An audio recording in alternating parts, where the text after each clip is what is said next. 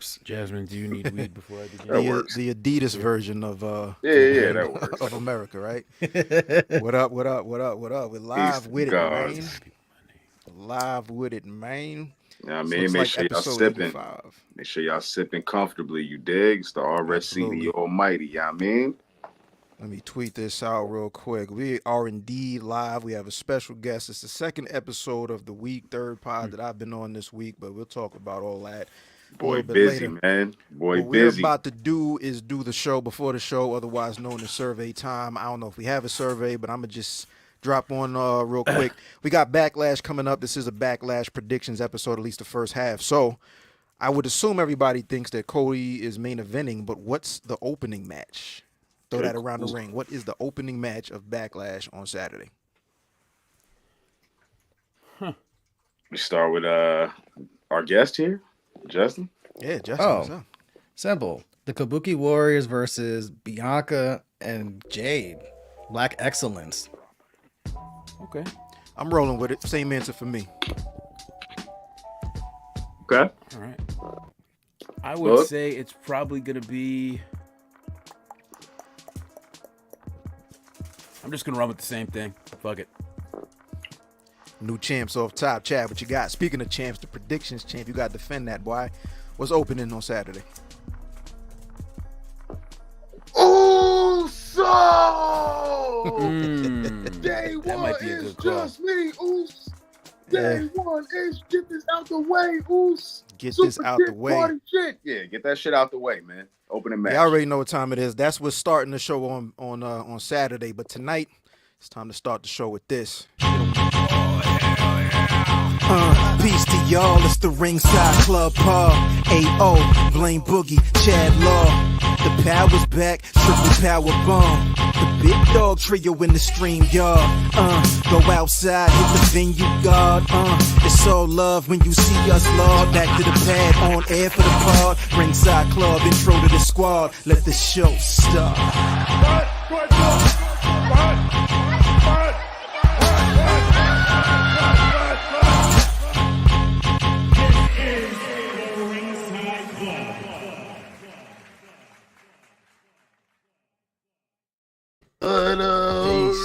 Peace, peace, peace, peace, peace to the gods, of course, peace to the earths, man.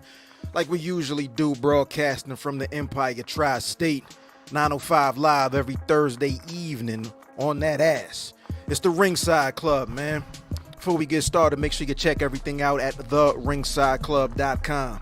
Across all socials, including TikTok, including right here on X, where we're live right now. Of course, live on YouTube, and of course on Instagram, things of that nature. And then catch us everywhere the podcasts are available. Spotify, Apple Podcasts, on demand for the YouTube if you don't catch the video live. But enough of all that.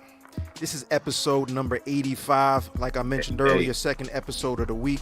Peace to the good homie Cal from Black Wrestling that we had on Monday. That was a hell of a good time. Great Peace to episode. the good brothers at Black Guy Wrestling. I was a guest on their show for a debut show of theirs called The Watch List. Watch list. You know what I mean? So peace to those good fellas.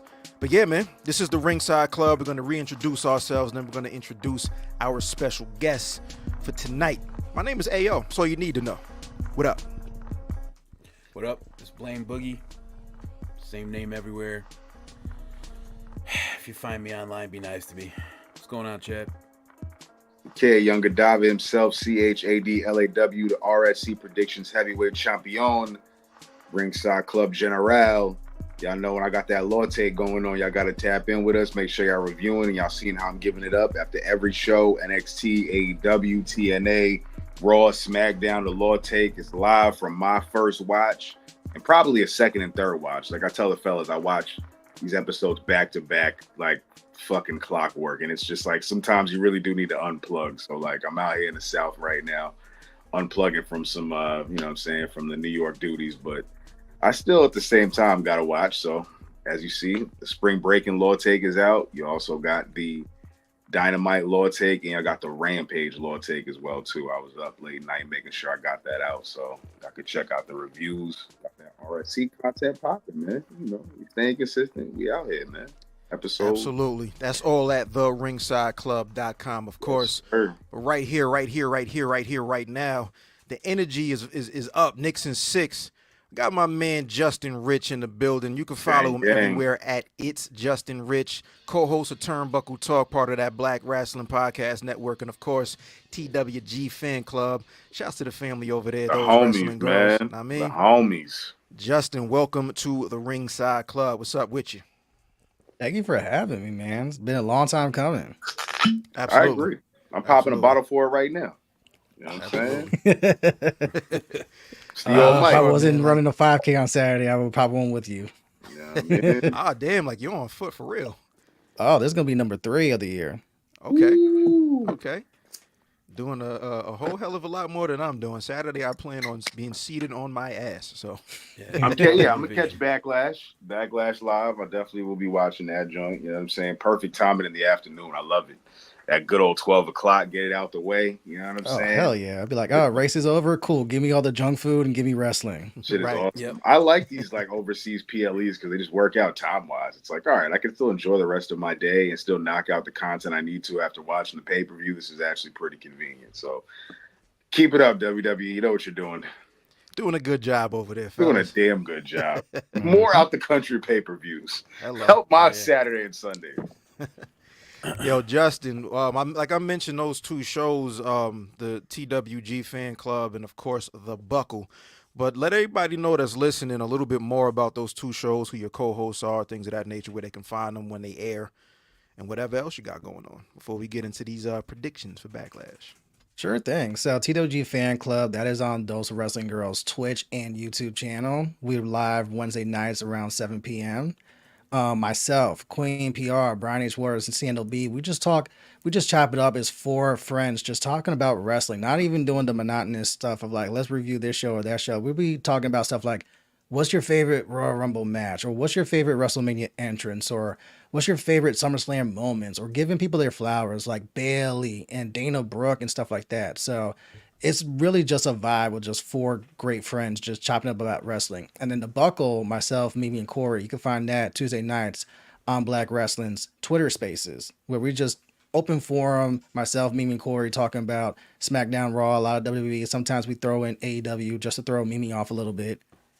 Because, Mimi be, Team Tribal Chief, Corey be Team Cody Rhodes, and I'll be in the middle of like, Cody's still, sauteing over there. We still bang with the Tribal Chief and whatnot. And then from time to time, you see me pop up in the True Heel Heat universe, whether it's True Heel Heat Wrestling or True Heel Heat Sports, where we're doing WWE watch-alongs or AW watch-alongs, or even on the sports side where we're doing, like the NFL draft, as a diehard Giants fan, I got a rep for my Giants. So sometimes you see me during the season pop up and do New York. Exactly. So sometimes you see me rep during the season, during those games and whatnot. So the last time the Giants went to the playoffs, your boy's doing a lot of those watch-alongs. And sometimes we'll pop up, WrestleMania season. Let's just spin the wheel, watch some random WrestleMania matches and stuff like that. Hopefully no one Mr. Redacted.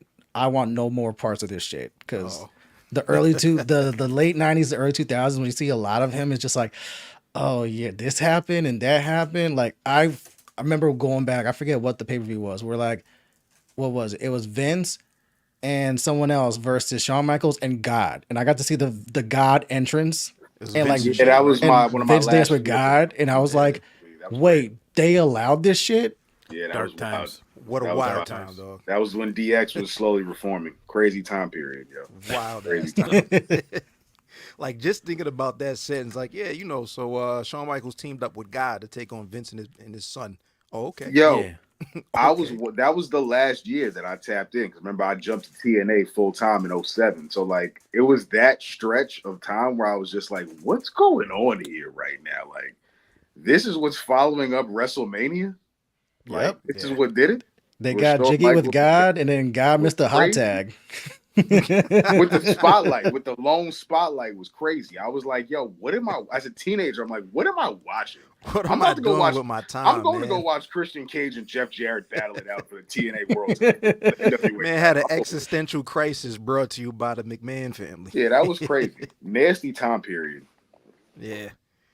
Nah, crazy times. But yeah, make sure all of these shows that Justin just mentioned, TWG Fan Club, like, all good people. Like, we had Ciendol on the other day. Everybody that he mentioned, we know. We've either had him on the show, we've been on those Wrestling Girls I think Thirsty Thursdays we did. I think that might have been the We first did show it that a we little were while ago. on. That's when we Yeah, all a minute collaborated. ago. We was all in the same Yeah, pod yeah. with that one. Oh, that means y'all Yeah, got lit. long time. Yeah, That was we a good just- one. That was Every a time long they time. hit that gong, it was like, damn, another one. Yeah. That was fun. That was fun. Exactly. That was fun. That was fun.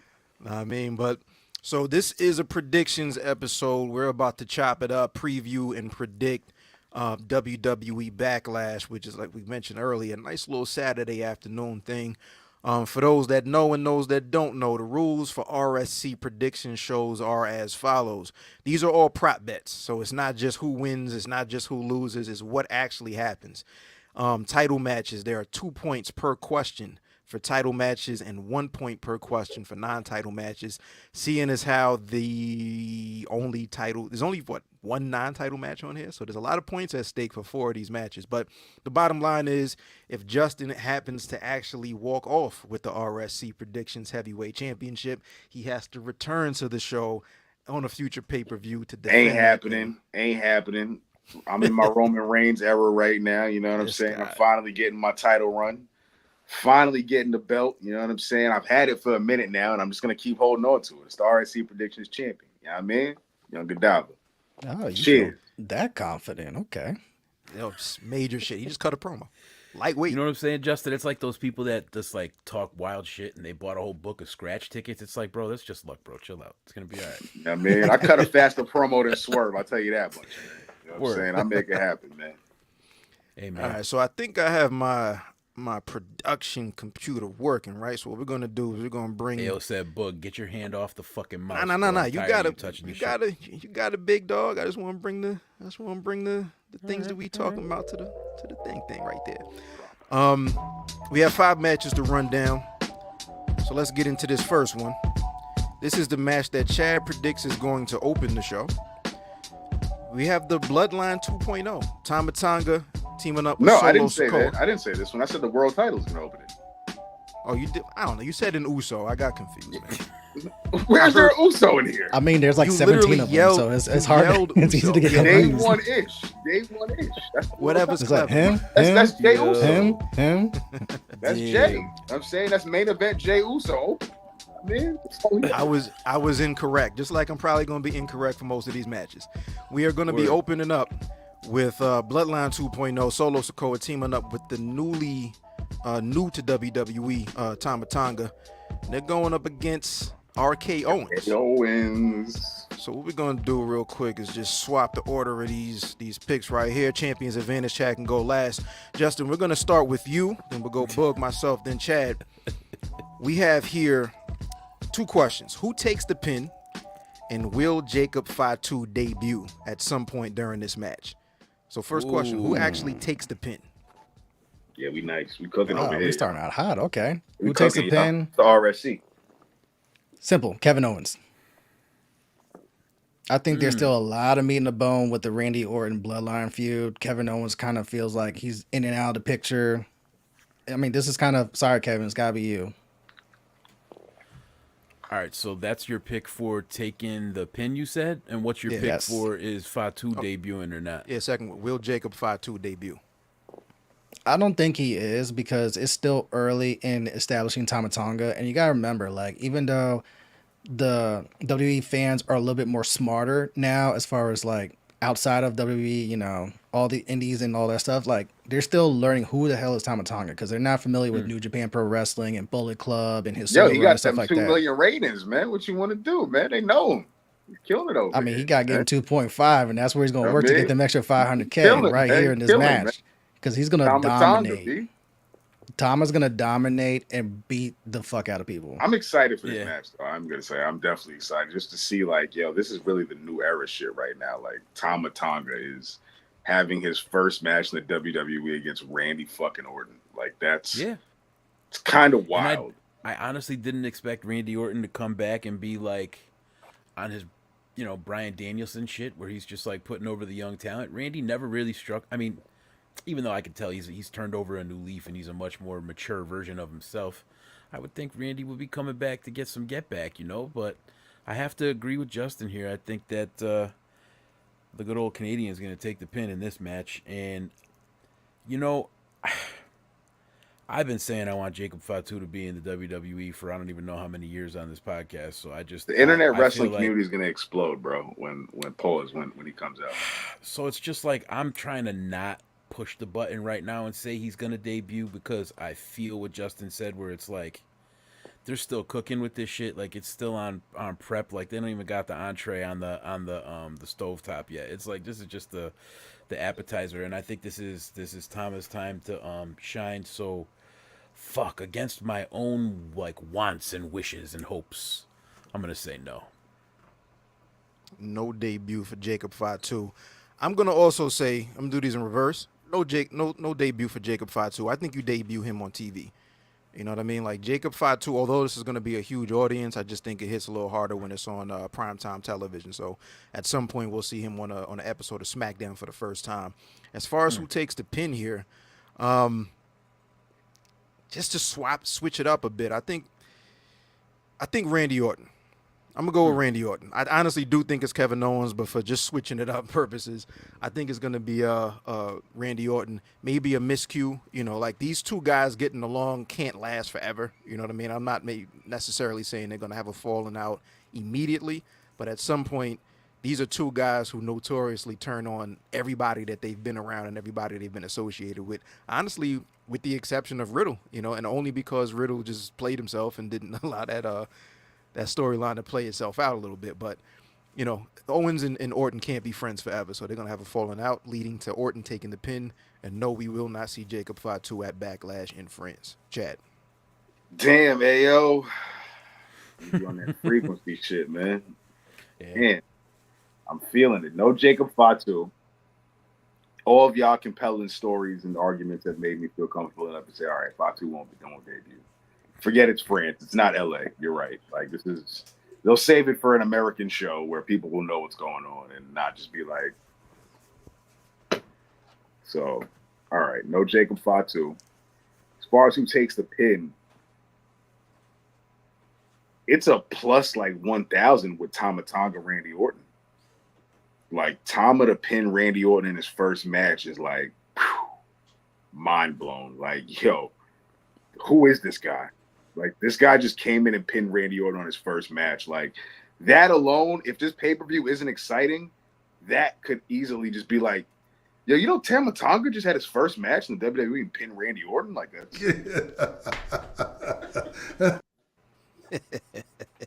That alone could be like a story. Like, holy shit, like, Tama Tonga just pinned Randy Orton. Like, that's the headline. Like, Right. That alone would have the IWC like, holy shit. The Triple H is cooking with the Triple H cooking meme. You know what I'm saying? Like, I could see it, son. I could see Randy Orton taking a pin. You know what I mean? I want to go with Kevin Owens because it's so easy. Now let's go ahead and just negative 120 with the OD Kevin Owens pin. But like, all right, Randy Orton, Tama Tonga. If I lose my title because I said Tama Tonga pinned Randy Orton, I'll die on my hill. That's it. All right. I know we got to run through predictions, and I'm not trying to keep it on this match, but I'm just going to play devil's advocate for this one match just for Jacob Fatu for 1 second. Oh. What if we start getting the fucking, the Decepticons and the what the fuck are their name? I'm too high already, Justin. I was just telling you, you can't roll up and get high when you're doing these podcasts. It's just terrible. but yeah. So anyway, I don't know, Transformers, Autobots, whatever the fuck they're called. Transformers, yeah, whatever. Yeah, those good guys. The good guys versus the bad guys. I sound like an idiot right now. But regardless, the opposite side. So who's to say that Jacob Fatu is going to join Solo Sikoa and Tama Tonga's side of things? So I think Jacob Fatu could debut here, and he could fuck shit up for these guys, or at least try and help out the other side of things. I don't know. We'll see what happens. It could be fun. Well, I doubt, but that shit would be very, very interesting because everybody's expecting Jacob Fatu to just come in and fall why in line. would he be against them? You know what I'm saying? But that would make it very interesting because what would his allegiance be if he doesn't automatically join up with the family? What does he actually do? We'll see. Yeah. We have. I think I know where everybody's going in this match, but women's tag team championships on the line. The defending champions, the Kabuki Warriors, against Bianca Belair and Jade Cargill. Same question: who takes the pin? But how? how does this match actually end? You know what I mean? Like, Jesus. somebody has to take the pin, but what is the circumstance that gets them into that position? It's 2 Kyrie points. saying Here. 2 spontaneously points for both of these questions. combusts. There we go. Justin, we're gonna start with you. For Who you. takes the pin, and then how exactly does the match end? You know what? I honestly think it shouldn't even be who takes the pin. Who gets beat? Because it could be pinfall, it could be submission. Who gets beat, and then how does the match end?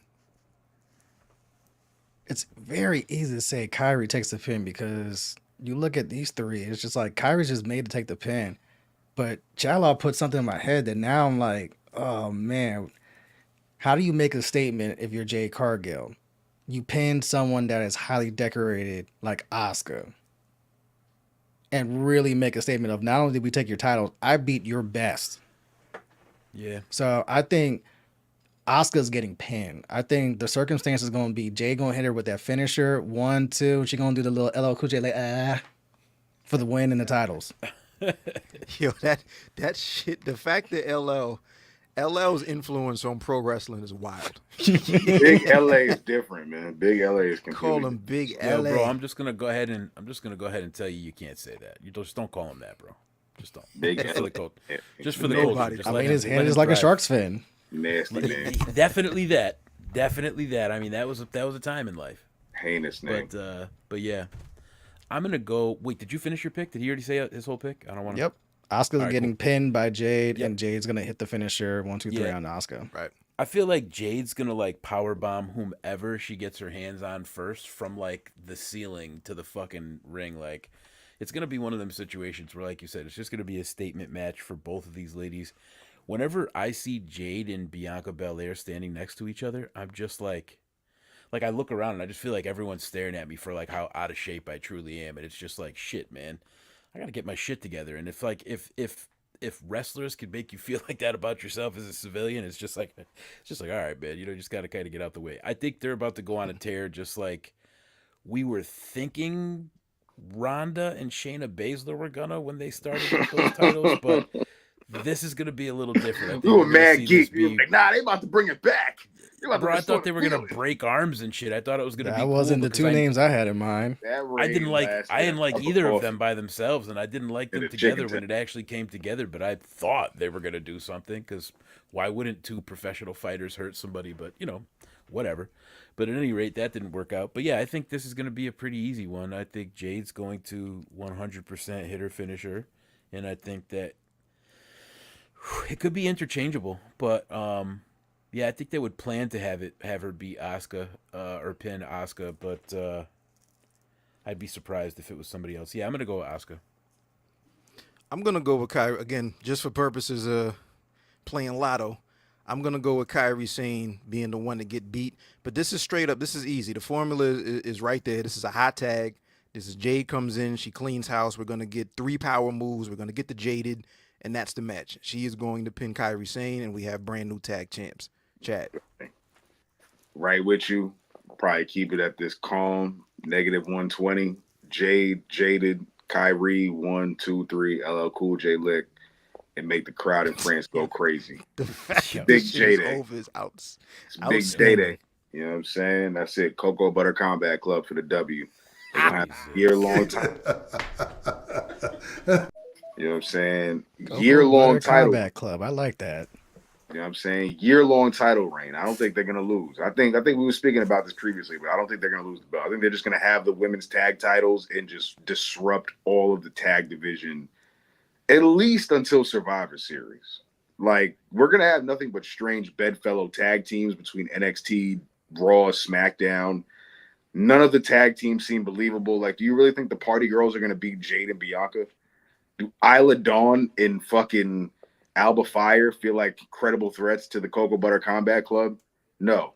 We're just going to be forced with a couple more rematches because Bianca and Damage Control are just like this for the last 3 years. And it's like we're going to get at least one more of these bad boys for the sake of the rematch clause. You know what I'm saying? Rematch clause. And then it's going to be a brand new, spectrum until we get Bianca Jade at WrestleMania 41. There you go. Got 3 more matches. We have the women's title match. This is a triple threat match. We bring this up. We have Bailey defending that championship against Naomi and Tiffany Stratton.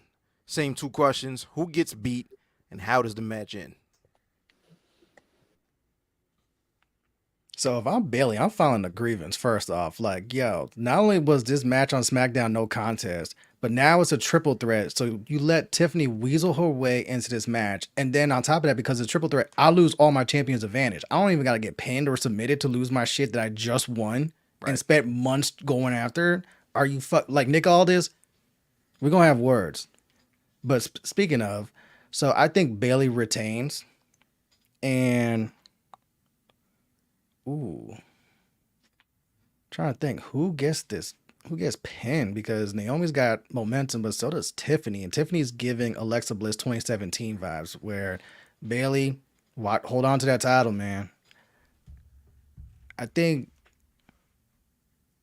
Tiffany's gonna knock Naomi out. Bailey's gonna pin Naomi, and that's how she retains.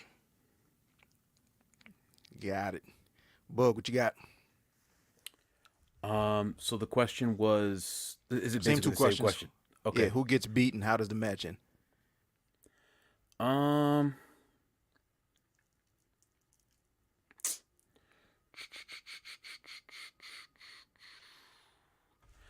I don't think they have Tiffany Stratton in this match for her to not be a highlighted key performer in it. She's not gonna win because they're not gonna take the title off Bailey that quick.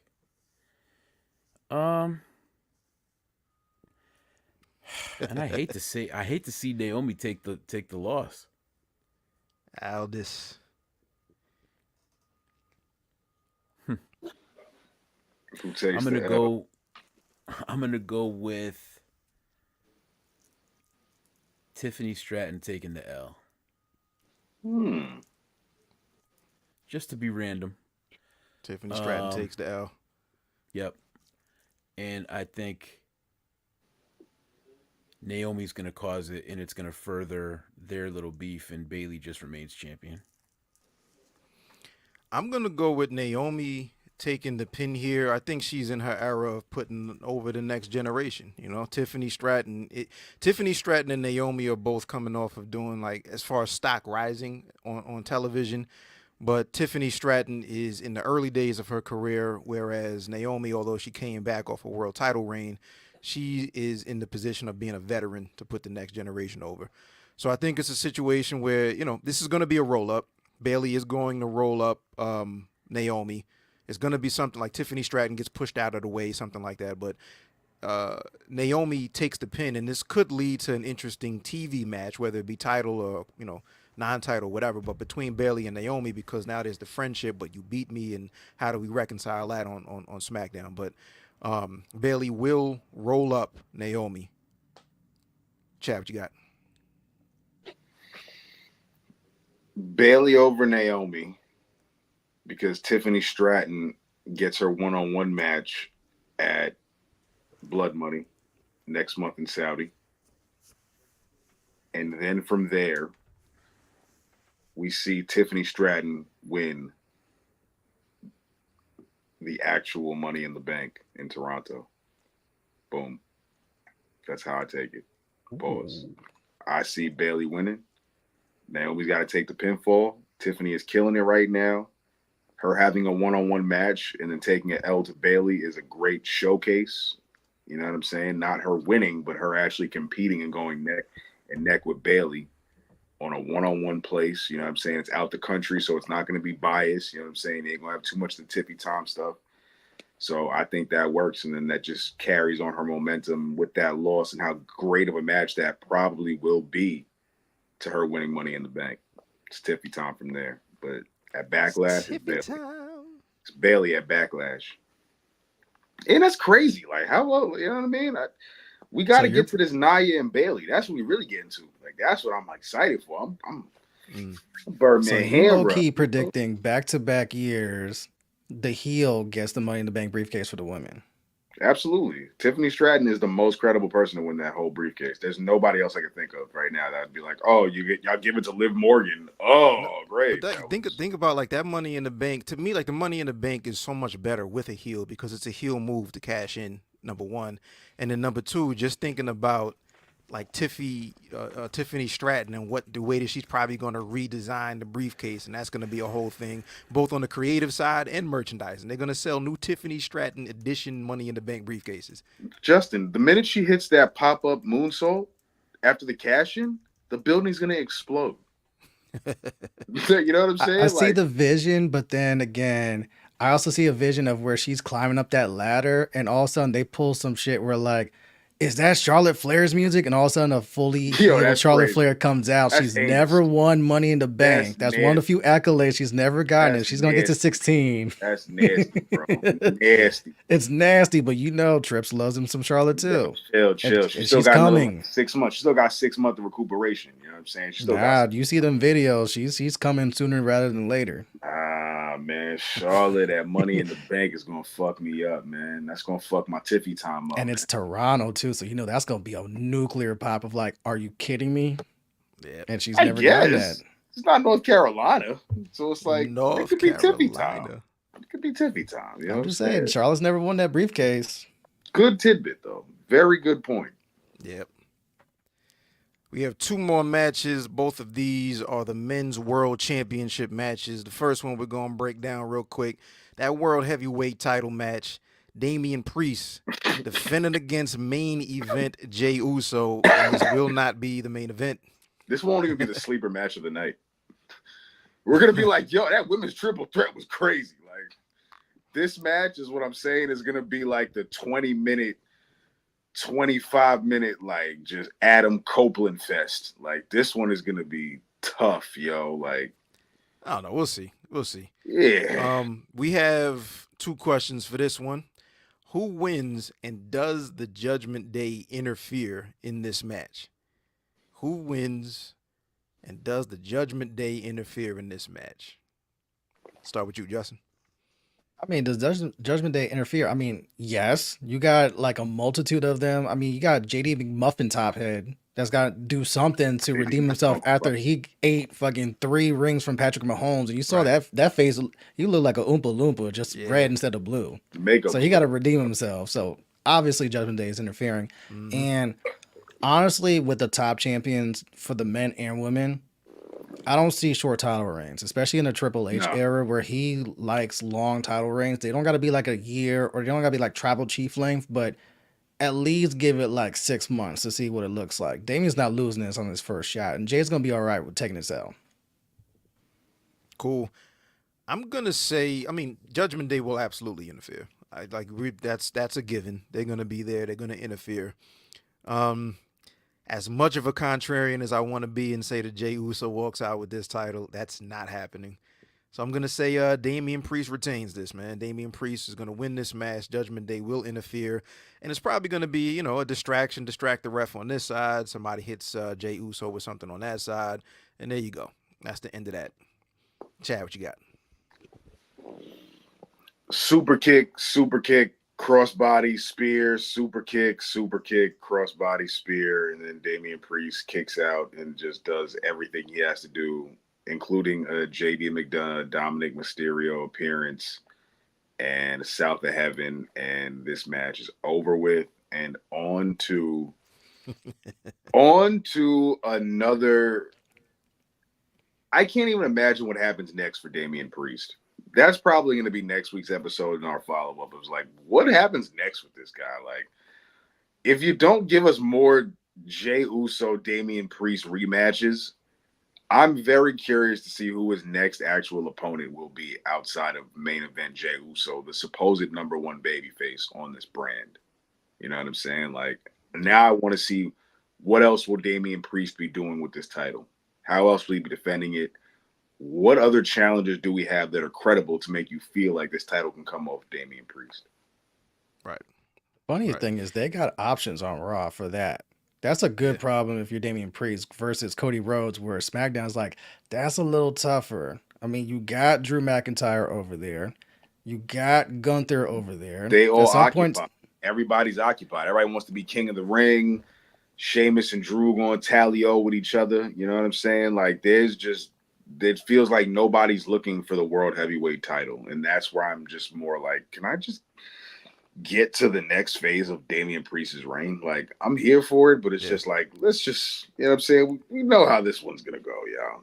But then, like, the other thing with Damian Priest is he has to get a couple of if they're gonna have him as a champ for a while, he has to get some credible wins under his belt, and this is gonna be the start of that. You know what I mean? Big pay per Absolutely. view Saturday afternoon, beating main event Jey Uso. Speaking of world champions, we have our last match. This will more than likely be the main event. 99% that this is going to be the main Gotta event. be the main event. I mean, we got Cody Rhodes defending his championship, that undisputed WWE championship, against AJ Styles. And again, just like I mentioned, Damian Priest need incredible wins to ensure that people take his reign seriously. That is exactly what this match is. So the two questions for this match, I mean, the who wins is just about a given, but will LA Knight cost AJ Styles the match? So two questions: who wins this match, and will LA Knight cost AJ Styles this match? Like that second question kind of gives away the first one. I believe we're all saying Cody. So does LA Knight fly to France just like AJ Styles flew to wherever the fuck for the Elimination Chamber? Does LA Knight fly to France solely to cost AJ Styles this match? Damn, you really threw that Joker card out there on the smooth tip with sir. that shit. God damn. Yes, I didn't even sir. think We about cooking. that. We cooking over here, man. It's the RSC, man. I'm just sitting here like, man, if this was in the fucking was that Falcon Stadium? Because you got two Georgia boys about to go for the Yeah, this would title have been in amazing in Atlanta. France. This would have been It's ridiculous like, in Atlanta. man, Atlanta was really like, oh man, This if it would have was been in wild. Atlanta, This would have been sold out. This would have been, you know what I'm saying, like American Dream, TNA fanatics going crazy right now. that would be a split crowd too. OD. So obviously Cody's winning, but damn, LA Knight, is he really about to pull up the baby face pulling up to get retribution after what AJ did at Where's he Chamber? been? Where's he been these last couple weeks?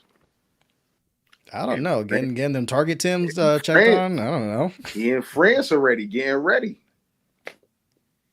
You know what? I'll say yes, just because AJ needs that receipt. Yep.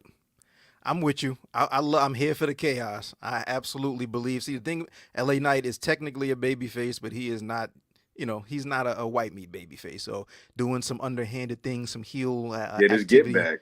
on the part of LA Knight is par for the course. So he will absolutely, just for the sake of the chaos, fly to France just to cause AJ Styles that match so they can continue their feud on a future episode of SmackDown. Chad. I'm with y'all. Cody wins. 3 Cody about to say Cody cutters. 3, wouldn't be surprised. I expect probably 2 Cody cutters and then 3 Crossroads, just for the extent of this match being dramatic. Right. This will probably be a slow burner. You know what I'm saying? And when we look back on the history of WWE Backlashes, we'll be like, Cody Rhodes versus AJ Styles was a pretty solid like main event. Like, I don't see this being a dud. I think this will definitely be an LA Knight, cameo appearance. He's been on hiatus since the last time he's interacted with AJ Styles, pretty much. So right now, I think he's going to be back here to give AJ the FU. You know what I'm saying? You did this to me overseas, and now I flew over here to do this to you. Yeah. Yeah. Parlay to a receipt. And here we go. AJ, LA, Saudi. Last man standing match. I'm going to go ahead and say it. Last man standing. What other stipulation could you want to go with for that type of feud? So, that sounds about right. And I think since we all have similar predictions, the tiebreaker really will be that opening match. Yeah. Yeah, that feels about right. It feels about right. Yeah, that's the predictions. Ringside Club predictions for WWE Backlash. Justin, Knicks in 6 is looking all right. Last time I had my eyes crazy on right the screen. now, man. So I think we're all right tonight. But let everybody know once again where they can follow you, where they can find you, what shows you are co-hosting, and when those shows air and all that, and anything else you got to tell the people before you get out of here. Sure thing. So you can find me on all social media platforms at It's Justin Ritch. You can find me again Wednesday nights live on Those Wrestling Girls Twitch channel around 7 p.m. Eastern for TWG Fan Club, myself, Queen PR, Brian H. Waters, and Ciendo B.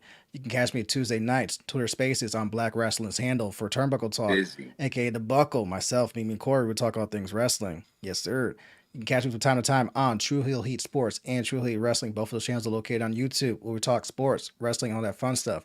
We here, we outside, we active, Nixon Six. Shout out to the Ringside Club. Thank you for having me. Much Nixon love, 6, Brody. Justin, I Thank appreciate you for stopping through, Pops. man. We got to do this again. You heard me?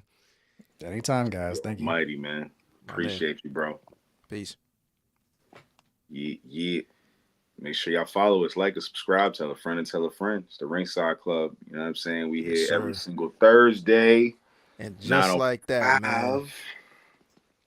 the show keeps on rolling. We heading over to Wisconsin right now, man. You know what I'm saying? sir. We in Wisconsin. The Bucks ain't looking too good, brother. Hey, I wouldn't know, so I'm not really following the Bucks. So He said, I'm not even going to do that to myself, man. I watch WWE. You think I need more self-punishment? Come on, man. Right. Good one. Ladies and gentlemen, we're going to welcome to the Ringside Club my man Nate the Great, Nate the effing Great. You can find him everywhere at Real Effing Game on your social media, of course. He hosts that Brace for Impact pod on the Wrestle Addict Radio Network. And, of course, the Game Changer podcast, co-host Tori Clark just came back not too long ago. Nate, what's up, man? Welcome to the Ringside Club. Appreciate you. Hey, thank you guys for having me. Appreciate you guys for having me there. And I don't know if I'm going to do as well as Knicks, but I think I can hold my own. So, Nah, you good, man. Yeah, we like what you do, man. Like we tapped into the pod. It's funny, like there's so many times that we have people on social spaces, like on Twitter, for example, and we just never get a chance to chop it up. But we can tell you're good people and all that, and then the shows are dope. Anybody, for instance, like the two of you guys are gonna get along really well because you just had not too long ago a retro TNA episode talking about was it Bound for Glory 09 or something like that. I'm the And TNA. Chad is like a TNA guy, you know what I mean? But before we get into all of that, man, just once again let everybody know where they can follow you, what shows you have, anything else you want to plug to the folks. So for those that want to follow me on social media, I am at Real Effing Game on the Twitter and the Instagram. You can check out my podcast, Brace for Impact, on part of Wrestle Addict Radio, the Cure for the Common Wrestling podcast, as well as the Game Changer podcast. I just got back with Tori Clark. It's been absolutely amazing. And one little cheap plug, actually two cheap plugs I'll have in there. It's going to be ACW Water City Wrestling Con, which will be next weekend. I will have a sponsorship table. So for those that want to come out and just give a little hello, take a photo, check out some belts, stuff like that, can check that out. And I'm also going to be a part of APW's Honor for the Fallen, which will be on May 18th. So a couple of shows that are coming up that I'll be a part of, and it's going to be a wild ride, wild month of May. You mentioned APW a couple of times here and APW a couple of times on the one of the last episodes of the pod. Is APW like one of the bigger indies in your neck of the woods? No. So this is one that I actually just recently discovered about, I want to say it was roughly about a month ago, because one of the wrestlers there, Robbie Rebel, actually reached out to me and said, "Hey, you want to just come out and check out our show?" I'm like, "Yeah, sure, why not?" So went to their last show about a month ago, had a fun time. So I just went to their recent show, which was also just as fun. There was a smaller crowd than it was at the last show, but at the same time, The shows are just fun. You get to know a lot more people. You know what I'm saying? That way, Also, to be fair, Grantsburg, Wisconsin is in the middle of butt crack nowhere in Wisconsin, close to the border of Minnesota. So it's kind of one of those things where I'm like, I wouldn't expect like this thing to sell out for like 1,000. Is it like an episode of Heels out there? Like, is that what it feels like? Like you're in like a watchtower barn looking ass type of thing, like where it's just like everyone's crowded around the ring. Like, does it give you that type of vibe where you're watching Heels? Shockingly, no. There were more. Gymnasium. It was a community center, and there were more people that are actually up in the bleachers. And I'm literally looking at this like, you have a chance to sit in the front row, and you're just going to go up in the bleacher. Okay, I mean, more space for me. I don't care, but right. It's just one of weird things. I'm cozy. Yeah, right. Picked up. Nah, that's dope. That's dope, man. So like you mentioned recently meeting Hacksaw Jim Duggan. We're speaking about APW. You met Hacksaw Jim Duggan at APW. So funny enough, Hacksaw Jim Duggan's actually going to be on the May 18th show, but okay. I did actually meet him at WrestleCon in New York when I went for a WrestleMania weekend. And so you were out here. Yeah, I was. Okay. It was an awesome time because I got the chance to hang out with a couple of people from actually the majority of the family from Wrestle Addict Radio. And Nice. then I got the chance to go to WrestleCon, where I got to meet a lot of the wrestlers, including, as you mentioned, Hacksaw Jim Duggan, Demon Bunny, Rosemary and Allie, Noelle Foley, Thunder Rosa. List goes on and how many people that met. I even had Very good list. like a Chris Mordensky, Chris Masters, put the master lock on me. Dude knows how to lock. Is he still the NWA able TV to champion? get out of the master lock? Probably. No, I wasn't. It was literally one of those things where I was locked in. I'm like, nope, I'm not getting out of this. This is Not not even gonna try. The gimmick is real. It's still real. It's still real. Still real to me, damn it. Yeah. Respect to it. Nah, that's what's up. You want to do prepped and cooked right now? Yeah, we'll get into a little bit of prepped and cooked, man. Let them know what the segment is about, and who do we have for prepped and who do we have for cooked this week. All right, y'all. Prepped and cooked. This is what I do every single week on the RSC. This is my segment where I just gauge two wrestlers who, over the course of the week, have probably possibly had a either a really bad week or they're absolutely having the worst time of all. You know what I'm saying? Like, prepped is in like they're on the course for disaster, and cooked is in like they are completely fried. Like, their week it's no good. You know what I'm saying? No good over here. I'm gonna go with right now who I had first up. Ivar, and NXT is prepped. I don't know if you're tapped in with what Ivar is doing. He just lost to Obafemi after losing previously to Sami Zayn and Bronson Reed and a who's who of people. Ivar is getting a lot more credibility as time is going on throughout his singles run, but I just don't see him picking up any wins that matter. I don't think anything will continue to happen from there until Eric returns, and then quite possibly they can go after the tag titles. So as good of a time and as great of a match as Ivar is having, I still think overall creatively he's prepped for a downfall. What say you, fellas? It's hard to deny that. If he's losing consistently without a story behind him, then it's definitely one of those things where he's got nowhere to go except down. So that's a pretty good pick. There you go. I mean, he needs his tag partner back. You know, he's had some good matches. You know, I haven't seen him in NXT, but I know there's been a couple of episodes of Raw where he's had very notable matches. We see the highlights the next day. Pause for a meaty man slapping meat match. I think you would enjoy that Ivar Obafemi match from NXT. Like, that was one of my. I'll check it out. This past Tuesday, I was like, all right, this is actually like pretty rocking. I'm fucking with this match. So I'll absolutely check it out. But yeah, man, like, you know, he's a more so a career tag wrestler. Not even a good hand, just a career tag wrestler. So when unfortunately your partner goes down with an injury, it's pretty tough for creative plans to have something for you because that wasn't supposed to happen in the first place. So I concur. I agree. All right. Am I cooked for the week? Going Dante Martin in AEW. I think this goes without saying. Anything that Dante Martin really does on AEW programming is going to go, wow, ooh, ah, 1, 2, 3, and he's out of here. So, considering, you know, what happened, of course, with the Gun Boys, you know, this past Rampage, and what happens previously, and then what's probably going to happen with this Top Flight versus Bullet Club Lime feud that's going to concur over the next couple of weeks, which will probably culminate on the pre-show of Double or Nothing. I'm going to say that Dante Martin specifically is cooked for this week. Fellas, what say you?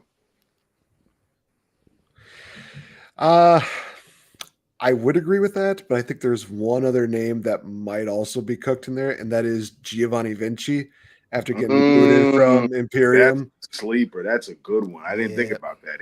I don't see anything happening for him after this run. Like, after this split, yeah, you're right. I don't think this is going to be good for him. That's a good one. I didn't think about that. Spot on, Nate. That was very spot on.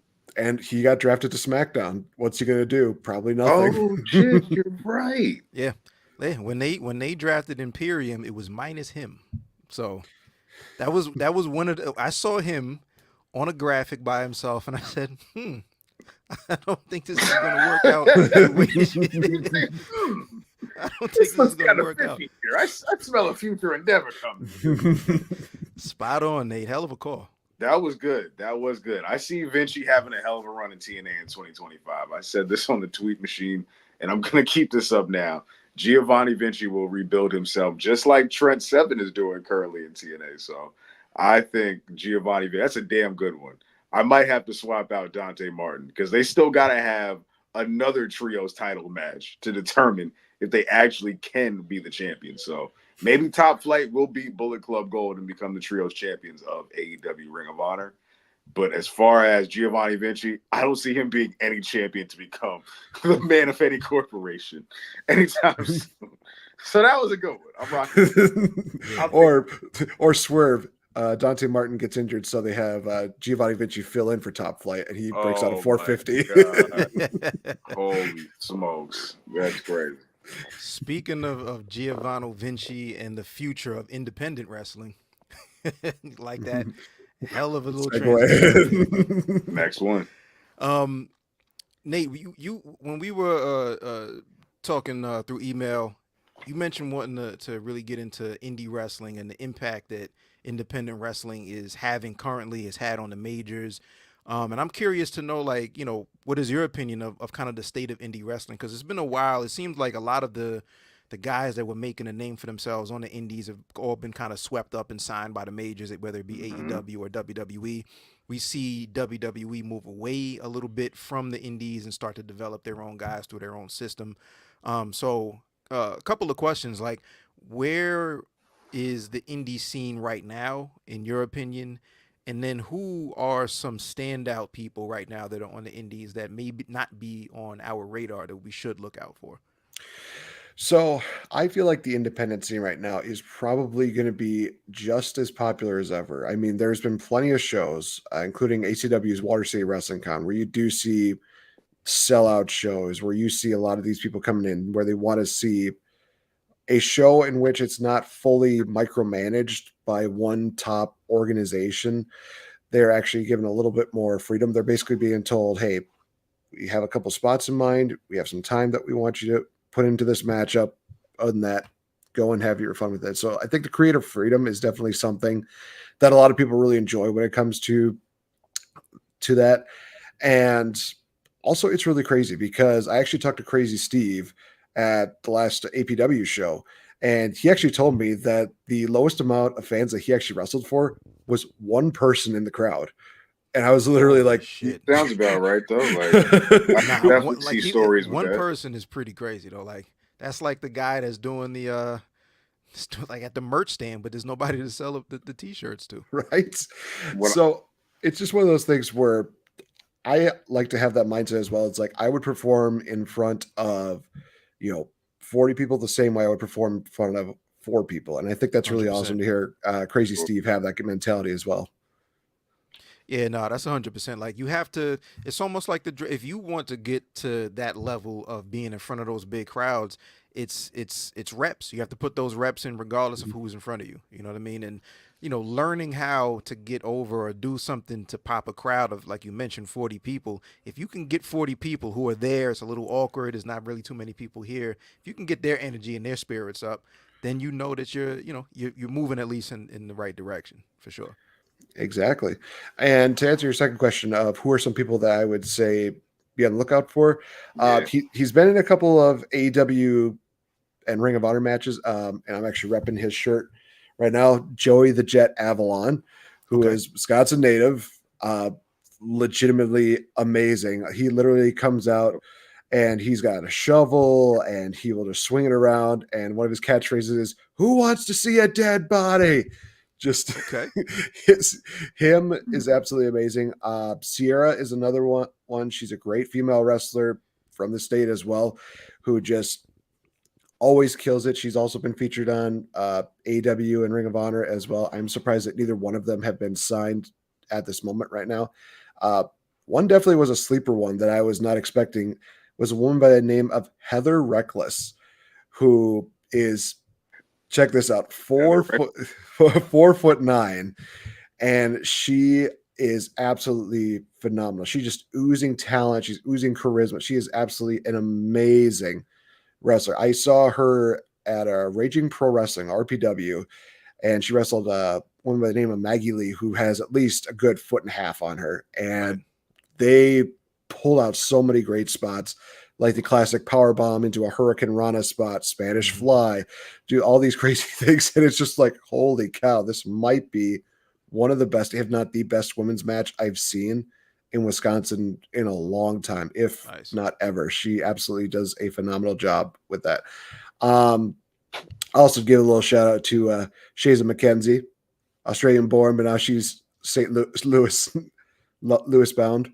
Yeah. She does amazing as well. And Jordan Cross would be another one. I think he's in OVW right now. Heard the name But Jordan Cross. but every single time I see him, it's always just like two lost friends who have not seen each other in a long time. She's just such a good person. So got to give a lot of props to Jordan Cross. Very talented, very athletic. God, why is he not signed with anybody? It's interesting to see the of turnout. Oh, You know what I'm Jeff. saying? Yeah. How long it takes for these people to get signed. You know what I'm saying? That grind is very serious. Very, very serious. Also want to shout out to another independent guy, my man PB Smooth. I went to high school with. He's killing it out in the Philly circuit as well, too. So he's like 7 foot tall. You know what I'm saying? He's gonna be one of those giant type of wrestlers. Yeah, he's gonna be one of those type of guys. Like, so shout out to PB Smooth. He's definitely doing some dope work on the independent scene out in the Midwest and Philadelphia. So, you know, big ups to the indie wrestlers out there too. We support y'all in the Ringside Club. It's not just all the commercial acts. This is actually just for everybody who's all about the love of the pro wrestling and art. You know what I'm saying? The culture. For the art. It's for the art. PB Y'all see Smooth our was in credit? MLW a couple of times, right? Yeah, he popped around there Yeah. for a little bit. Yeah. Long Island. Definitely. Now we gotta. When I put these show notes out, I definitely want to go back and really write down those names and just follow some of these people that you mentioned, Nate, because it's really cool to see. Like, I come from a DJ background, and one of the coolest things about being a DJ for me was playing a song that very few people in the room know, and then being able to kind of gauge what the response is, see who's nodding, and then over time see how that song grows a little bit and people start to latch on to maybe more than one song, two songs from this person. And all of a sudden, a few years later, that person actually has a career and they're selling shows and they're selling merch and all that, making a living off of this. So it's the same thing. Like, I love being able to see people come up and also discover different things about themselves, their persona, their in-ring style, you know, bell to bell, whatever is clever, even how to interact with the fans and sell themselves. You know what I mean? Like, I see Matt Cardona, for example, on Twitter all the time, and he every once in a while he'll make mention how he's surprised that some of the people that are on the card aren't out there with him at the merch table interacting with, you know, with the fans and having conversations. We and saw really him just, too. We saw him with the merch table right in the middle of the show Matt at Cardona, House of Glory. yeah, we went he's to working. a House of Glory show. We're both over here in New York. Chad is in wherever the fuck yeah right now. We're in North Carolina right now. North Carolina right now. Yeah, but up here in New York, the biggest indie is House of Glory Wrestling, which goes into when we get into the Champions Watch segment, who my champion of the week would be. But at that show, I think it was Matt Cardona who was the champion of House of Glory, defending against Mike Santana. But he was there. Like, Matt Cardona was out there, center of the room, selling his merch and one-on-one talking with everybody like he was new to the business, you know. Matt Cardona can't wait to get back to WWE. I'll tell you that much. I feel like he's enjoying this indie run because he has to, but I feel like he can't wait to get that call to be like, yo, you want to come back and be Matt Cardona? Like, run up on NXT with Sean Spears. Like, I feel like he is definitely like, yo, any minute now, Chelsea's going to put in that word and I'm coming back to the E. Like, I feel like he's done all he can on the independent circuit. That's just me. He is one guy who was just like, yo, he's had a hell of a run, but you got to go back to WWE at some point, man. Like, you got to just go back up north, man. Like, come on. He's a U.S. title. Why can't we get Matt Cardona on NXT, man? Because we can't have nice things. He needs that. He needs a revival run for the U.S. title. Yeah, exactly. Yo, Nate, you just had some classic TNA talk. You were talking about on your pod, Brace for Impact, which is on the network. Like, how are you, like, as far as federations? I'm sure you've been watching like TNA for a very, very long time. If you're going back and watching some of those old pay-per-views, so what was it about that show, and just what's your relationship with TNA and some of the classic moments that really meant a lot to you? Nate, before you go, yeah, that pay-per-view was fucking horrendous. That pay-per-view card was fucking hyenas. And as a TNA guy, I can't believe you sat through and did a pod for that show. Oh, for Against All Odds. That was oh boy. Was that 2009? Was it? It's Yeah. 2009. I am just about to get to Destination X 2009, which scary time period, man. Scary time period that was in TNA. Well, so we'll put a little pause on that one because we will come back to that one because there are some memories that are very bad that I definitely want to talk about. So I actually started watching TNA. It was when it was on Spike TV in 2006. Okay. And I don't know. I think it was just one of those things where I just saw it, and then I was like, oh shoot, there's Rhino, and then I see guys yeah, some guys that I knew, and then I turn on the pay-per-view and I just see some of these great matches with AJ Styles, Christopher Daniels, Samoa Joe, Chris Sabin, Puma. For the longest time, I thought that was Ricochet for a long time, but then I find out no, that's TJP. I'm like, well, that could have. Yep. That kind of makes me sad because for all this time I thought that was Ricochet. With sidebar, like a Ricochet TJP match is something I didn't know I wanted until just now. That is fair. Check your YouTube, man. It's there. Yeah. Prince Puma versus Baby Puma. Why not? Yeah, why not? But after that, it just stuck. I mean, every matchup that I saw there, all these characters that were there, like you had the true Monster Abyss, not the one that's unfortunately going on right now, where he's in like this white jumpsuit and he's got this like whatever plaidish. It's when he was still like post TNA World Champion run. Yeah, he's talking where it's like, no, he should not be talking. Don't humanize the dude. Yeah. That's when they caned him. That's when they definitely caned Abyss. They was like, all right, now he's just chatting, having conversations. It's getting kind of wavy now. Which, funny enough, Dr. Stevie's in this realm. So. Dr. Stevie was here. Yeah, they had their sequence of matches. That's when the ECW revival was popping up. You know what I'm saying? Here and there. Yeah, man. But I think it was just because of the fact that it was an alternative that really kind of hooked me onto that. And seeing some of like the classic stuff, that even some of the later stuff that I had, where some people are just like, God, Vince Russo, he just really just screwed everybody over with so many of these matches. I mean, Last Rites match should not have seen the light of day. I mean, you put somebody in a casket and you send them into space for whatever reason. That whole what? Yo, you heard me right. I remember you. I was there for this. I remember. Are you serious? like Lethal Lockdown was like such an all right concept until it just got to the point where it was like, yo, every match should not be in a cage. Like this shouldn't be how a pay-per-view is ran. Like this is like when they were like doing, like, you know how a lot of these companies just copy each other. WWE will copy old TNA shit. AEW will copy WWE. WWE will copy like AEW. Like they try to do the Hell in a Cell in every match. I feel like at one point they gave it like one valiant effort, like for a pay-per-view when it was Hell in a Cell. It's just starting out, and every match felt like a Hell in a Cell match. But it was like, yo, every match don't got to be a cage match. Like this right. You do not have to do this. Like Lethal Lockdown is crazy. Like King of the Mountain was all right though. I've heard mixed reviews about King of the Mountain. All right. It was all right. For the wackiness of TNA, it was like, it's different. It works. This is very true. Some other great moments, definitely. When you talk TNA, you got to talk Samoa Joe. And anytime that he's on the microphone, it was always gold, especially. Great. I remember specifically this moment because it was so funny. I'm like, God, I would love to say this to somebody at one point where he's talking to MVP and his cronies. He's just like, is this your mouthpiece? If this was your mouthpiece, the first thing that should have happened is he should have just came out here and kissed my ass. I was like, oh, I love you, Samoa Joe. Yeah, Joe be hitting with them liners, man. Joe could come through with them liners at any time, any era. He was good for it. He was very good for it. This is where we also got the rise of EC3, and then WWE floundered that, but that's beside the point. EC3 and Rockstar Spud, one of the best comedic / wrestling that was a very duos.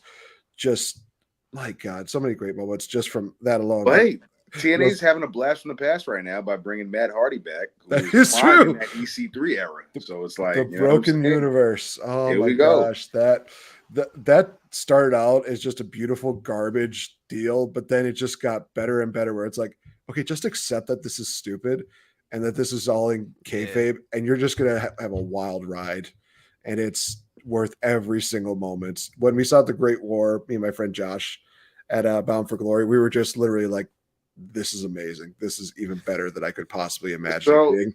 are you currently tapped into what's going on right now? Like, you know what's going on for the Yes. most part? All right, cool. So, how do you feel about Nick Nemeth and Matt Hardy being the focal point of the main event scene right now in TNA? So they have a lot of really good talent that should definitely be in that Of spot. course. But I think they also need to still find a way to really build these guys up as credible threats. I mean, right now, I think people would be kind of against the idea, even though I'm not I against the hate idea the of idea putting. of Matt Hardy being back in the main event scene. Oh, I wasn't talking. I wasn't Yeah. talking about that. I was talking like if they were to push Josh Alexander to that point. I think Oh, there's going to be some people that would a probably lot of hate. pushback. A lot of Yeah. pushback. We've been there, done that. We've been through a Mhm. whole year and change of Josh Alexander. He's on his redemption tour right now. I absolutely think the main event scene in TNA needs a shot in the arm, and that's Yes. where I feel like Mike Santana is going to come through and actually apply some pressure. Laura willing, I think he'll be one of the bright spots in the main event scene right now because they need all the help in that picture right now as they can Yes. get.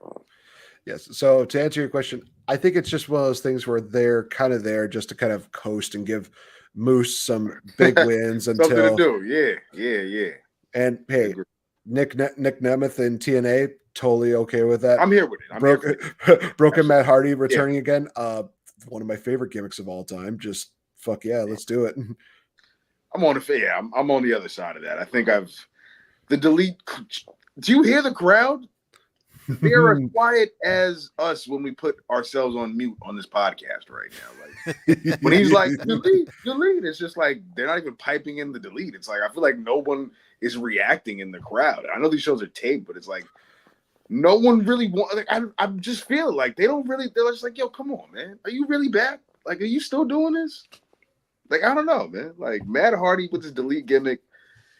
I'm just not excited for him taking up the space of someone else credible that could be in there. Like, I thought Nick Nemeth should have waited for that title match for maybe Bound for Glory. I think that's what a lot of people thought. Either that or Slammiversary. Yeah. And now it's just like, what are we going to get for Slammiversary? Or, I mean, Under Siege, I think, is coming up. But we'll probably get a multi-man match. Under Siege is actually tomorrow night. So, yo, TNA is churning out pay-per-views every Really? other week, yo. it feels what like the- it's. What's the main event on that? Let me see if I can find it real quick. I think it's the 6-man tag with Speedball Mountain and Broken Matt Hardy versus the System. What?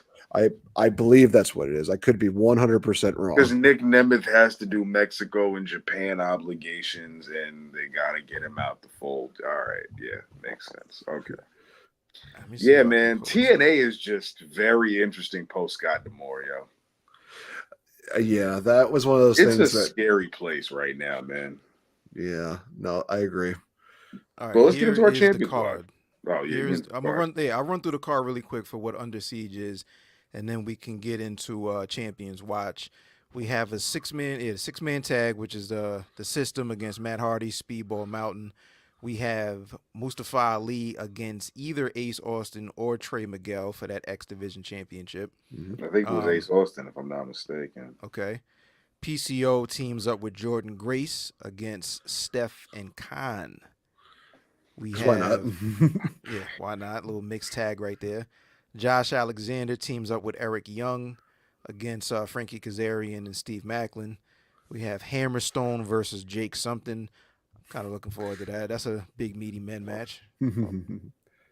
We have the knockout tag titles: Spitfire versus Alicia Edwards and Masha Slamovich. And then a couple of pre-shows. The FBI. Yep, they're back. I told you, I was like, yo, Guido is back. Son. He back. He really Okay. is. Hey, I am a TNA Plus subscriber, so I'll have it on. No Mike Santana? Nah, Mike he's Santana. not This on time this around. card, surprisingly. TNA's PLEs be like very throwaway. Like But this I think is just like this is more because this is I'm looking at this also like this is like a free, free if you subscribe type of thing. It's not like a big one, so I guess that's why like, they're not pulling out the big guns for this match or at least big matches on this card. No, they aren't. They yeah. aren't. I'll check it out. I'm probably gonna do a little take on it anyways because it's TNA. But I gotta say, like post Scott D'Amore, I'm just not excited with a lot of the way things are going in TNA, like in the whole way these matches. Like that card was like, I think I would have sat through a Dynamite. I think I would have sat through Brian Cage matches versus Claudio and But the whole Blackpool Combat Club. I think it's a TV Plus card. That's all. Yeah, It's TV Plus. I was about to say, I don't know if I would go as far as to say I'd watch a Dynamite over this. I'm pretty sure this has a little more structure than most Dynamite shows. Plus, at least with this company, at least so far, they're not like, ooh, shiny new toy. I like to play with that. Ooh, new shiny toy. And they just throw it in That the is bin. true. no, you're right. Nick Nemeth That and is Mike true. Santana are nowhere to be found on this one. So yeah. Sadness. Mike Bailey main eventing though. You know what that means. Oh, that's an L. He's taking a pin. Jobber to He's the taking a stars, pin. baby. Jobber to the stars, my man. Speed. No, it's Yo. Kurt Hawkins. Pinsky. It's Kurt Hawkins, man.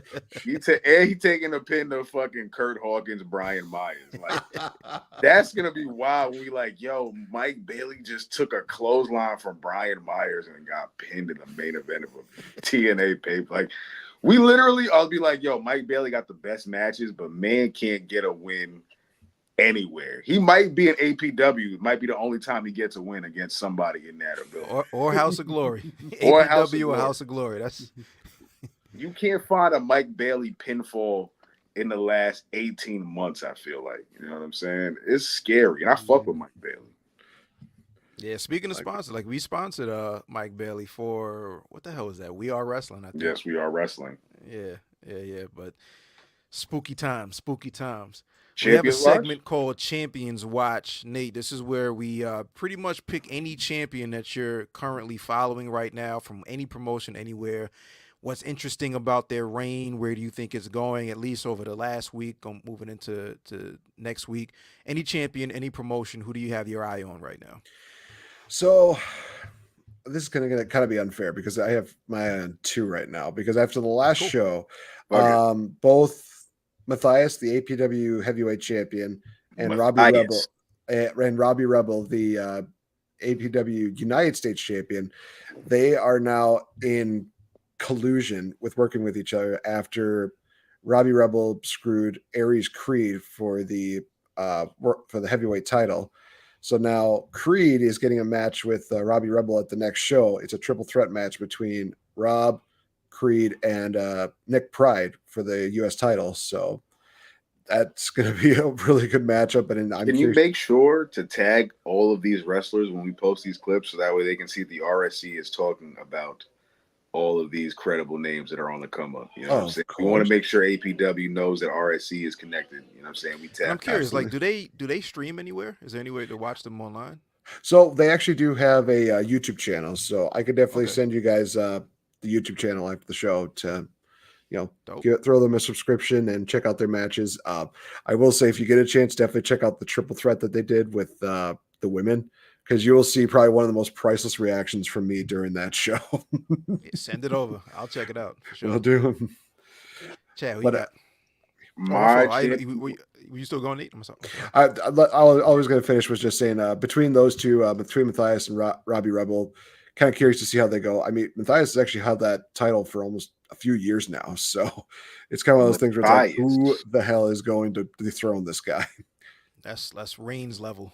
Okay, so he's the man in APW, huh? He is. Yeah, I definitely will check it out because he's speaking highly of him, so I'm tapped in. All right, solid. Who you got? I'm going Chad? with TNA X Division champion Mustafa Ali. This gimmick that he's got where he's for the people, we the people, political candidate. Like, he's killing it right now. I love the way he holds the belt, you know what I'm saying, like a baby, like a briefcase, kind of like Cody, you know what I'm saying, like how Cody kind of does or should be doing. Like, Mustafa Ali is definitely doing a great job as X Division champion. He had a really solid match with Jake Something at TNA Rebellion. I think he's facing Ace Austin at Under Siege, most likely, and I think that's going to be a banger. And if he has to face Trey Miguel, then that's going to be a banger too. I don't know how long his TNA run is lasting, but I personally hope he holds the X Division title for the rest of the year. Like, I don't see Mustafa Ali losing that belt anytime soon. Is how good he's having a run with that belt. Just the gimmick, the getting over, the look, the presentation, the match quality. The arm security be a bit egregious when it comes to these matches and these distractions. I think the way that shit happened at Rebellion was just ridiculous with the ref distraction, the holding him down, the 450.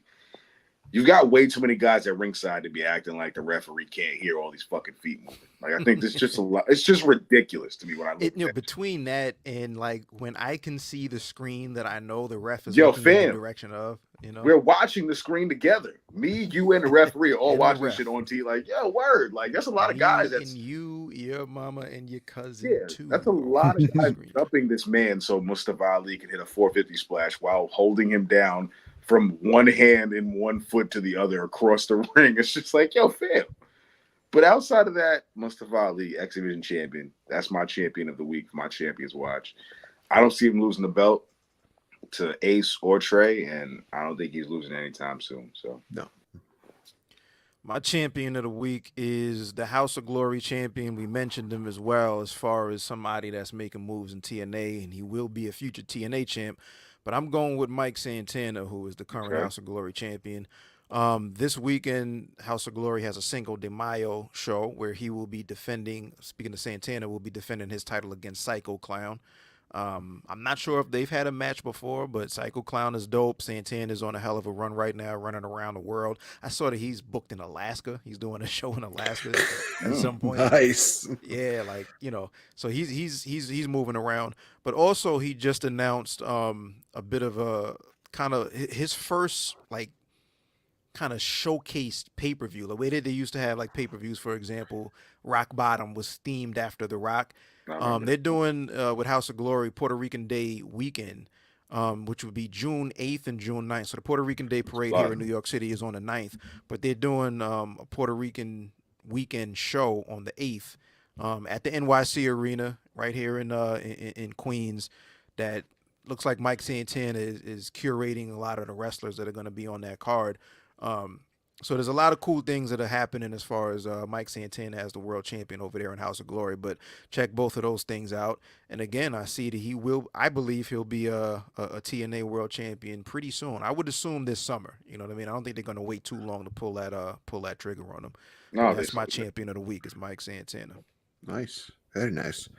Well, they may want to just do like some kind of story where maybe they hold it off till Bound for Glory, but you never know with TNA. We don't know what's going on with them. So. I think Moose holds the belt for a while. I think Mustafa holds the belt for a while. If anything, the system and Jordan Grace could lose their belt sooner than later. You know what I'm saying? I just don't see Moose losing the belt to anyone just yet. Santana, but just not yet. He's got to look credible. You know what I'm saying? The system are just getting some legs under them as far as feeling like maybe third quarter, something like that. I think Bound for Glory is safe. Bound for Glory is pretty safe if they don't just chuck us the Josh Alexander return match. Like, oh no, it's my turn again, guys. It's like, right. Fuck. More Josh Alexander in the main event scene. Great. It was inevitable. Not bad matches, but I mean, promo wise, it's just like, yo, dog, this is bland like milk, man. But dude, he had that one moment where his kid took the title from him, and he had like an over deal in the crowd where they're just like, oh no, don't take the title from the kid. Yeah, that's like the one thing, you know what I'm saying? It's like the match. The one thing in his career. I fuck with Josh, but it's like, I know. Like, you know what I'm saying? Like even that last promo on Impact, you know what I'm saying? I was just like, I don't really feel. Kazarian is already the most like. Kazarian's got to stop. Like, first of all, Kazarian has got to. He's got to stop. Kazarian's got to stop. Should be the name of the episode. Hashtag Kazarian's got to stop. Like, I watch it and I'm just like, yo, the garments are already terrible. Like, just a bad fit. Bad fit with the scarf and the lime jacket and it's just like, yo, dog, you like 56 trying to pull. It's like Johnny Swinger levels. Like when I look at Kazarian, I think Johnny Swinger. Why am I thinking of Johnny Swinger and it's the same guy in the same company? Say they both in the same company, but I think Johnny Swinger when I see Kazarian. It fucks me up. So Johnny Swinger plays Johnny Swinger better than Frankie Kazarian. Yeah, it fucks me up. I'm just like, yo. And now they're just forcing he's a TNA OG, so he's got to be the main event soon. Like, it's like, yo, fam, if we see Slammiversary Moose versus Kazarian, that's when I'm going to double back to what I just said about, wow, this post-Scott D'Amore era fucking sucks. Like, so what you're saying is we need a t-shirt like with Kevin Owens where he had the Fightstein fight. It needs to be stop Kaz stop. Yes. Stop Kaz. Yo, I'm here for that. I'll pull up to TNA with the Stop Kaz Stop shirt. Like, yo, pack it up. Like, I can't see Kaz as a credible threat to anybody. And the fact he's wasting Josh Alexander's time right now is pissing me off. You know what I'm saying? So Stop Stop Kaz, Kaz. stop literally just made my day. Kaz stop. If there's anything you take away from this episode, and when you watch TNA in the next couple episodes, y'all listening and watching, stop Kaz stop, man. If you hear a Stop Kaz stop at a future episode of Impact, remember where you heard it first. Kazarian main event in the next TNA pay-per-view against Moose, just remember who said stop Kaz stop first. You know what I'm saying? Episode Tremendous. 85 of the RSC. Tremendous. Nate, man, this was a pleasure. It was a pleasure to meet and actually chop it up. And hey, I'm down to do it again, you know. Absolutely. This has been absolutely fun. I mean, we covered a lot of ground, and we also got a lot of different material out of this. I mean, That's what we try to do it over at the RSC, man. You know, we're not just like the general companies. Like, we didn't even do a Dynamite recap, any of that. Like, we want to talk everybody. You know what I'm saying? Y'all want to catch Dynamite Rampage recaps? The Law Take is out on the RSC website right now. It ain't the group's take. It's my take, so they might not agree with it. But you know what? You know what we talked about when it comes to Dynamite or Raw, whatever's going on. But we want to make sure we cover all the companies. So, again, Nate, make sure you tag all these artists and these wrestlers that you have actually, you know what I'm saying, name drop here too. So when they see this episode in a couple minutes, they're going to be like, oh, shit, salute to the RSC. And when we come to Wisconsin, it's going to be all love. You know what I'm saying? We're going to hit the APW shows. We're going to be chilling in the cut. You know what I'm saying? They're going to know it's yo, it's the RSC. You know what I'm saying? They're going to fuck with it. You know what I'm saying? When the New York boys in town. So yeah, when you touch down in NY next time, man, fuck with us. Up. Yes. Come on through. What's the next show you going to? Like, are you just keeping it local, or are you going out of town for anywhere, like Money in the Bank or anything like that? Or so, with me turning 35 next year, I am definitely planning on doing a full year where I can go to all the big four pay-per-views. So Rumble, nice. WrestleMania, SummerSlam, and Survivor Series, because I definitely feel like that's a bucket list deal. It just all depends on WrestleMania for next year, which I've heard it was first going to be Minnesota. Now I'm hearing it's supposed to be Las Vegas, to which I'm Vegas. Like, no, I'm not going back to Las Vegas. I was there for one time. You wouldn't go to Vegas, man? I think it would be great for the weather. I couldn't imagine going to WrestleMania in the cold. Weather in Vegas sucked for me. That was also where I got COVID. Philly was chilly as shit, so I couldn't imagine Minneapolis, Minnesota. Like, I couldn't imagine anywhere in y'all region, like where a WrestleMania has to be outdoors in that time of the year. This time of the year, it's going to be ridiculous. Keep the shit in Vegas, Miami, or Dallas, Atlanta. Bring it to Charlotte, North Carolina, even. It's fucking warm. Anywhere warm, I completely advocate for WrestleMania. Until you like go to the festivities, that's when you can really be like, you know what? I understand why it's more of an enjoyable time in the warmer climate city. It's a place where we can see Ric Flair finally retire in his resting place and really get the global wide chant of "Stop, Kaz, stop" going. Stop, oh my god! Stop, Kaz, stop, yo! I love it. Honestly, no, that's just what I'm going to be spamming on your guys' chat, like at the start of every episode. Just stop, Kaz, stop. Kaz, stop. You're gonna be sick because you're gonna see Kaz climb up the ranks. You know what I'm saying? When y'all watch Kaz climb up the ranks of TNA in the next couple of weeks, y'all all going to be like, yo, stop, Kaz, stop. TNA is wavy right now. They're getting out of hand now. Like, they're just getting out of hand. They're just pushing Kaz and having him beat Mike Santana clean. It's just like, this is ridiculous. Nah, don't put that in there. That's what I'm saying. That's the level of, that's what the stop, Kaz, stop is. Stop, Kaz, stop movement. It's getting to that point. Mike Santana could be a victim. Cass has one of the hottest women in the world as his wife. He's on for cloud nine. He needs to stop. Indeed. I agree. And if there's anything you take away from this episode is like, yo, Kazarian, if you happen to watch this episode, just salute to your credibility in the ring, King. But stop, Kaz, stop, man. Like, you cannot main event Slammiversary at Bound for Glory, man. I know you really wilding for that title reign, but it's not happening, King. No. It's not happening, man. Nah, this shit is hilarious. Nate, let everybody know once again where they can find you, what shows you have coming up, what the pods can be found, things of that nature. Well, you can follow me on my new Twitter handle, which is Stop Kaz Stop. No, it's at crazy. Running that. We're just gonna run that as soon as the show's Nah, we over. running that. So they can follow me on Twitter and Instagram at Real Effin Game. You could also check me out on Brace for Impact as well as the Game Changer podcast, which will be on all major podcasting formats. Mentioned this before. I'll mention it again. ACW Wisconsin's Water City Wrestling Con on May 11th. Definitely check out my table. I will be there to do some great stuff, photos, voiceover, stuff like that. And APW coming back again to enjoy a great show with the legend Hacksaw Jim Duggan. It's going to be good to see what other photo we had, because the last time he tried to choke me out and I got lucky and I survived with my life. So take it easy, Hacksaw. Take it easy. Take it easy. Yo, Nate, it's been a guys. pleasure. Much love, bro. Thank you for pulling it's up, the man. Ringside Club. We're here every Thursday, 9:05 live. Coming back to you next week with episode 86. But this has been 85. For Nate, for Chad, my name is Ayo. Peace to Bug. We out of here.